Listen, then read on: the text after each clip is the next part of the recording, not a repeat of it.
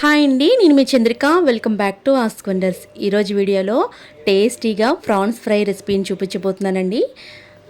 ఈ ప్రాన్స్ ఫ్రైని వెట్గా కాకుండా అలాగని ఫుల్ డ్రై కాకుండా మీడియంలో ఎలా ఫ్రై చేసుకోవాలో ఈ వీడియోలో చూపించబోతున్నాను.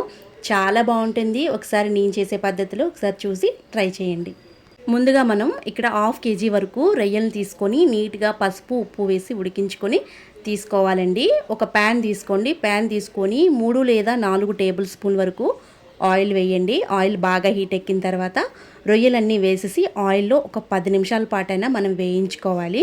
రొయ్యలు అనేవి 10 నిమిషాల పాటు ఈ ఆయిల్లో ఫ్రై అయిన తర్వాత ఒక పెద్ద సైజు ఉల్లిపాయను తీసుకొని పొడుగ్గా కట్ చేసుకొని వేసుకోండి. ఈ ఉల్లిపాయలు రొయ్యలతో పాటు ఫ్రై అవుతాయి అన్నమాట. ఉల్లిపాయలు వేసిన తర్వాత 5 నిమిషాలు వేయించాలండి. ఉల్లిపాయలు బాగా వేగిన తర్వాత దీంట్లోకి మనం 4 పచ్చిమిరపకాయలని నిలువుగా కట్ చేసుకొని 4 లేదా 5 పచ్చిమిరపకాయలు వేసుకోండి. 2 రెమ్మల కరివేపాకు, అలాగే ginger garlic paste 1 tablespoon వేసి బాగా వేయించండి. జింజర్ గార్లిక్ పేస్ట్లో పచ్చివాసన ఏమన్నా ఉంటే ఈ ఫ్రైలోని అది కూడా చక్కగా ఫ్రై అయిపోతుందన్నమాట. ఇప్పుడు స్పైసెస్ అన్నీ యాడ్ చేసుకుందాము. బాగా వేగిన తర్వాత చూసారా ఇలా ఉంటుందన్నమాట.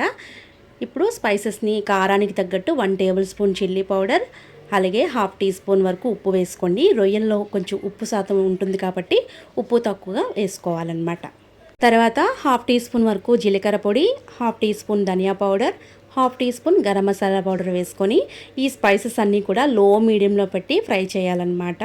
మాడిపోనివ్వకండి. ఈ మసాలాలు వేసిన తర్వాత ఇప్పుడు బాగా కలుపుకున్న తర్వాత ఒక 2 మినిట్స్ పాటు వేయించుకుంటే మనకి రెడీ అయిపోతుంది ఫ్రై. ఇప్పుడు ఫైనల్గా దీంట్లోకి కొంచెం కొత్తిమీర సన్నగా తరిగి ఈ ఫ్రైలోకి వేసుకుంటే సూపర్ టేస్టీగా ఉంటుంది. ఈ పద్ధతిలో చేస్తే ఎవరికైనా నచ్చాల్సిందే అనమాట. పిల్లలు పెద్దలు చాలా ఇష్టంగా తింటారు. చూసారు కదా ఫ్రాన్స్ ఫ్రైని ఎలా చేసుకోవాలో. డెఫినెట్గా అందరికీ నచ్చుతుంది. మీ ఇంట్లో వాళ్ళందరికీ చేసి పెట్టండి. మీకు ఫిదా అవ్వాల్సిందే అనమాట. వీడియో కనుక నచ్చితే లైక్ చేయండి, షేర్ చేయండి. మీ అమూల్యమైన ఫీడ్బ్యాక్ని కామెంట్ సెక్షన్లో కామెంట్ చేయండి. మరిన్ని వీడియోస్ కోసం మా ఛానల్ని సబ్స్క్రైబ్ చేయండి. Thank you for all.